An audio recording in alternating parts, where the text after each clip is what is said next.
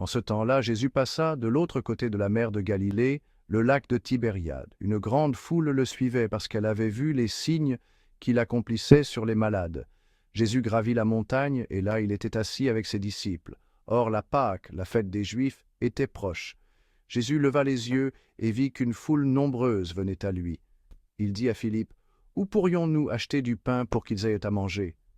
Il disait cela pour le mettre à l'épreuve, car il savait bien, lui, ce qu'il allait faire.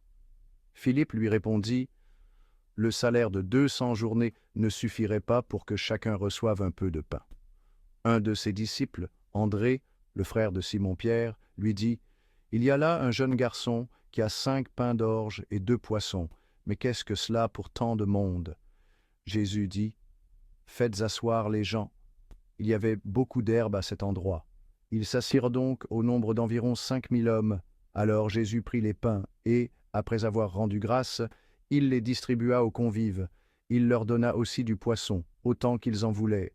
Quand ils eurent mangé à leur faim, il dit à ses disciples, « Rassemblez les morceaux en surplus pour que rien ne se perde. » Ils les rassemblèrent, et ils remplirent 12 paniers avec les morceaux des 5 pains d'orge, restés en surplus pour ceux qui prenaient cette nourriture. À la vue du signe que Jésus avait accompli, les gens disaient, « C'est vraiment lui le prophète annoncé, celui qui vient dans le monde ?» Mais Jésus savait qu'ils allaient venir l'enlever pour faire de lui leur roi. Alors de nouveau il se retira dans la montagne, lui seul.